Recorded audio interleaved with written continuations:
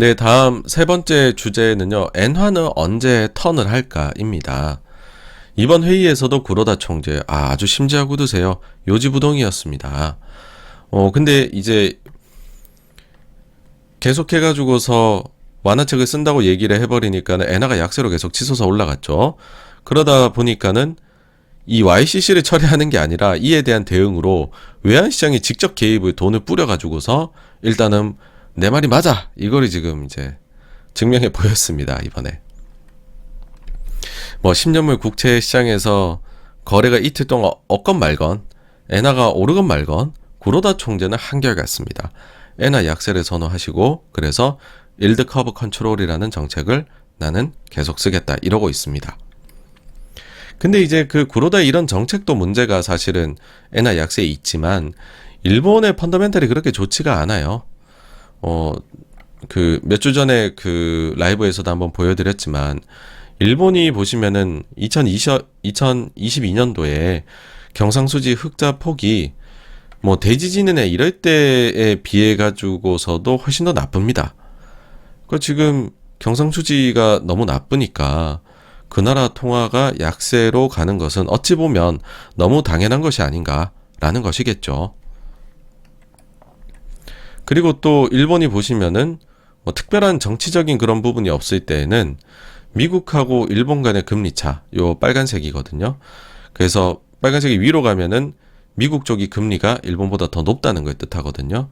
이렇게 올라가면 엔화는 약세로 가버립니다. 네.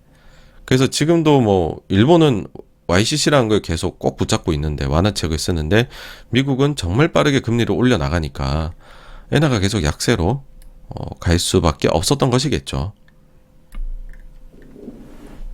그러면 이제 약세 요인을 우리가 알았다면 반대로 언제 턴을 할지 또 알 수 있는 게 그 약세 요인이 제거가 되기 시작하면 그 약세 요인들의 모멘텀이 줄기 시작하면 아마 엔화도 방향을 돌리게 되겠죠. 그렇죠?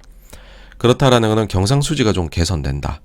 혹은 미일 금리 차가 더 벌어지지 않거나 좁혀지기 시작한다. 아니면 뭐 좀 개선이 나타날 걸로 기대가 된다. 뭐 그런 것들이 주요 요소가 되겠죠. 그렇죠?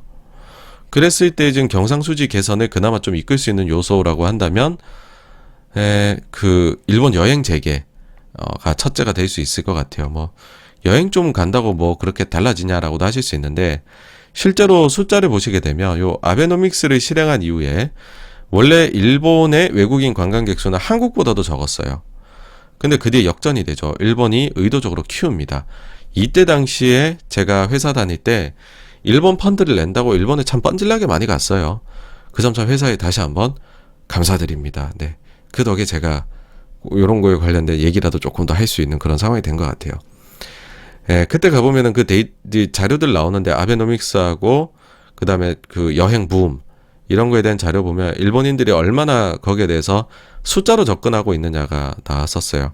좀 격가진데 얘기를 드리면 가령 이제 중국인 관광객은 그 이제 돈을 많이 쓴다는 거죠. 그래서 뭐 평균적인 외국인 관광객이 일본에 있는 내국인하고 비교했을 때의 소비가 얼마나 되느냐.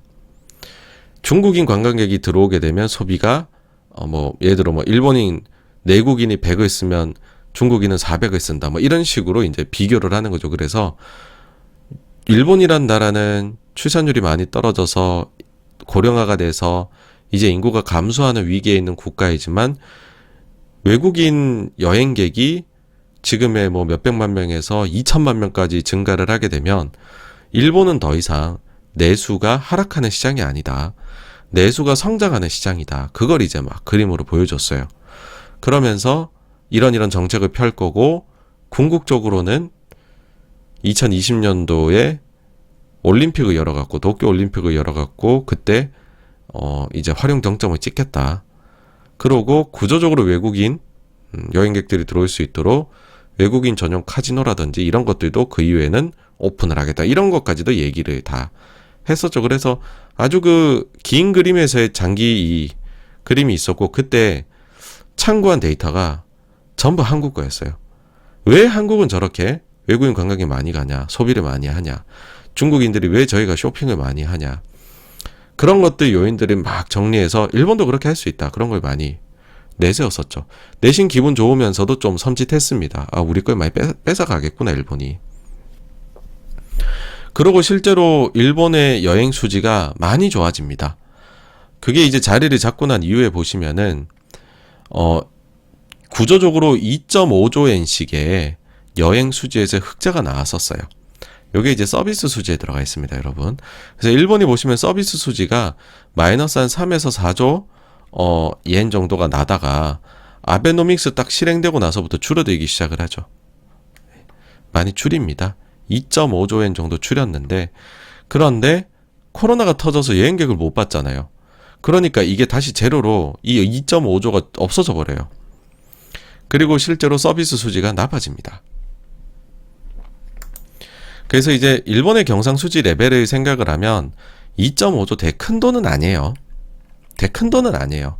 근데 어쨌든 개선의 신호탄은 된다는 거죠. 그래서 일본이 여행을 적극적으로 열고 실제 사람들이 예약을 해서 일본 많이 간다. 거기 가가지고서 일본가 돈 쓴다. 라고 하면은 좀 터닝포인트로 작동을 할 수 있지 않겠느냐.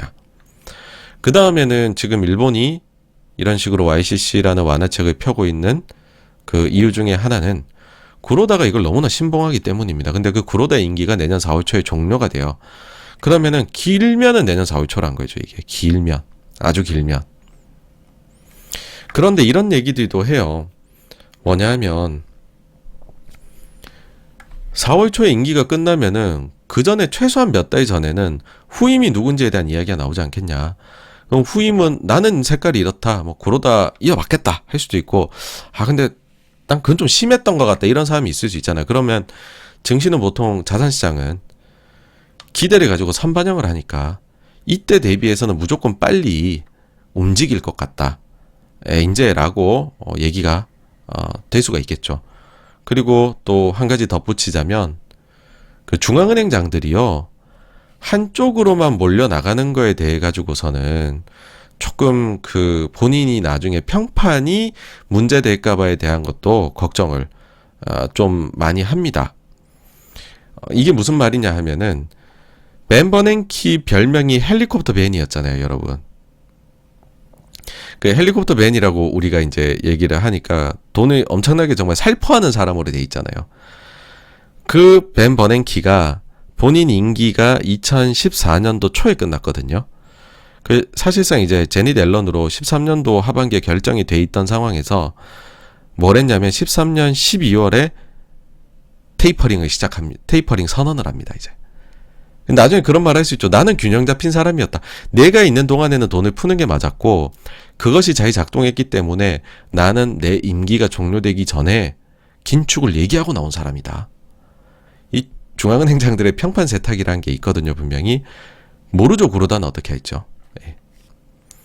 그리고는 한 가지 또 더 말씀을 좀 드리고 싶은 게 뭐냐 하면 실제로 일본도 막 그렇게까지 완화책만 쓸 수 있는 그런 데이터 구성은 좀 아니다라는 겁니다. 이거는 이제 무슨 말이냐 하면 어쨌든 지금 뭐 미국하고도 금리를 올려가고 있는 이유 자체는 인플레가 너무 높아서 그런 거잖아요. 근데 일본은 인플레가 원래 낮은 국가란 말이죠. 낮은 국가인데 만약에 이제 일본도 인플레가 막 오기 시작하면 결국은 완화책을 거둬야 되지 않겠느냐 이고, 여기에 보시면은 이제 일본의 소비자 물가 지수인데 3%가 나왔어요. 일본도 이제 여기서 올라가고 있는 거죠. 이 정도의 그 레벨은 일본이 근래 경험을 해보지 못한 레벨입니다. 그러니까 뭐 일본이 아주 그 플라자 합의, 그다음 그 이후에 자산 버블이 극단적으로 나타났었던 때에 4% 정도 나왔었고, 그 뒤에는 계속 낮은 레벨이었죠. 마이너스도 갔다가요. 뭐 이때 높다고 보실 수 있어요. 2014년도 이럴 때 3% 넘어갔었죠. 뭐 일본도 3% 한 번씩 오네라고 하실 수 있는데, 그게 아니라 이때는 일본이 그때 그 세금을 인상했어요. 그러니까 우리로 치면 부가세인데 일본이 그 5%에서 이때 8%로 인상하거든요. 그래가지고서 그냥 표면적으로 인플레가 온 겁니다. 그러니까 그거 없이 지금 인플레가 3% 다시 온 거는 그러니까 자산 버블 이후로는 일본은 처음 온 거예요, 지금 이게. 그러니까 일본도 더 이상 그렇게 외딴 섬으로 인플레가 되게 낮은 곳은 아니에요. 그런데 여기다가 그 조금 일본을 긴장시키게 할 만한 요소가 또 어떤 게 있냐 하면, 일본의 그 통신비 인하가 크게 있었습니다. 요번에 그 지금 기시다죠, 그쵸? 기시다 전에 그 일본 총리 같은 경우에 소위 뭐 흑수저 뭐 총리 이런 얘기 했었잖아요. 그러면서 서민 경제 안정 얘기를 했습니다. 통신비를 국가에서 아주 그냥 후들겨 패가지고 내려버렸어요. 그래서 뭐 NTT나 이런 NTT 도코모나 이런 데들의 주가가 다 나빴었거든요. 여기 보시면은 그 커뮤니케이션 쪽이 원래는 이 물가가 이제 100이었다고 하면 기준점이 74, 66 이렇게까지 떨어져요. 그런데 전년 동기 대비로 비교를 해보면 이게 8월 달이고 전년도 8월 달을 이제 이렇게 보게 되면 72.3에서 72잖아요. 그쵸?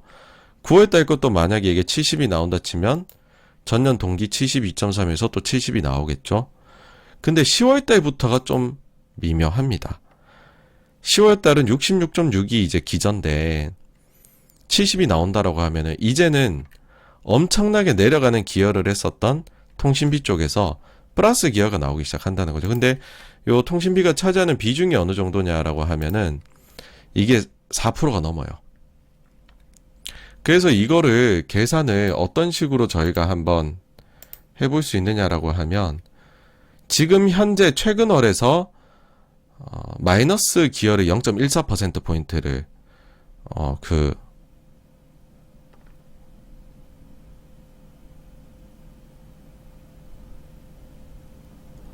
마이크에 문제가 있나요? 잠시만요.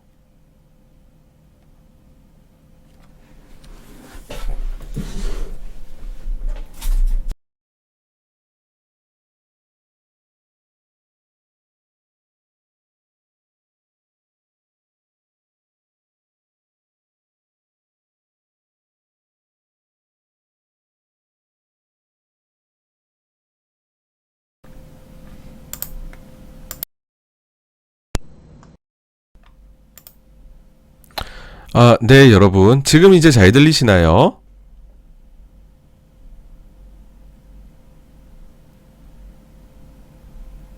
네네. 예, 역시 문제가 있을 때에는 뺐다가 꽂으면 다시 잘 되네요. 네.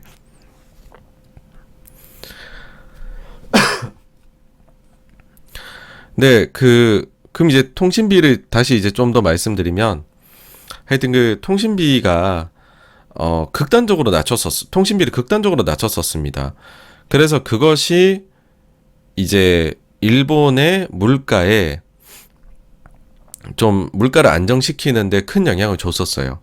그래서 최근월까지도요, 이거를 기여도 하고 해가지고서 비교를 한번 해보면은, 그러니까 가중치죠. 가중치를 두고 계산을 해보면, 0.14%포인트 정도 이제 마이너스로 기여를 했어요. 근데 지금 만약에 지금의 70이란 저 숫자가 유지가 되고 10월 달에 전년도는 66.6이거든요. 그래서 물가가 통신비에서만 5% 이상이 오른다라고 하면 이게 이제 그 가중치가 4.41%니까는 0.23%포인트 플러스 기여로 돌아섭니다. 그러면 마이너스가 플러스니까는 합쳐놓고 보면은 거의 한 0.37% 정도. 예, 그러면은 일본도 이제 물가가 3% 중반 이야기가 나올 수가 있게 되는 것이겠죠. 그런 상황이 돼버리면은 그 10월 숫자가 나오는 11월부터 아마 시장에서는 야, 우리도 이제는 인플레가 높은데, 그리고 이제 구로다도 갈 때 다 돼가고 후임 결정도 나오고 해야 될 텐데, 그리고 11월 정도면 지금 이제 뭐 9월하고 또 10월에 또 추가적으로 일본 여행 오는 거에 대해 가지고서 규제가 이제 그 검사나 이런 것들 다 풀어줬잖아요, 일본에서. 그러면 본격적으로 좀 여행도 뭐 11월이나 그렇게 해서 사람들이 오는 게 확인이 되면, 그러면은 엔화가 요 정도 시점에서부터 한 11월 한 중순 정도 부터 해서는 좀 풀려나갈 수 있는 것이 아니냐. 시기적으로. 그런 예상이 나올 수 있다라는 것이죠. 그러니까 이건 뭐 저 혼자만 할 게 아니고 최근에 이제 요거를 보고서 좀 얘기하시는 분들이 이제 저도 주변에 지인분들을 만나보면은 그런 말씀하신 분들이 계시더라고요. 그래서 이제 요것도 한번 가지고 와 봤습니다, 오늘은. 사실 이게요, 다 연결이 되어 있는 요소들이라고 말씀을 드릴 수가 있죠. 뭐냐 하면은 달러가 너무 강해서. 그래서 우리가 문제다라는 이야기 참 많이 하잖아요. 근데 달러라는 거는 혼자 움직이는 게 아니라 상대방이 너무 약해서 또 달러가 강해지는 측면도 있거든요. 근데 달러의 상대방에 있는 주체, 제일 큰 건 유로, 그 다음으로 큰 게 일본이란 말이죠. 근데 그 일본이 만약에 방향을 좀 돌릴 수 있다라고 하면은 증시로서는 위험자산 시장으로서는 숨통이 좀 트이는 일이 될 수 있겠다라는 겁니다. 근데 단기적으로는 참 안 좋아 보입니다. 왜 그러냐면은 이게 엔화 장기 차트예요.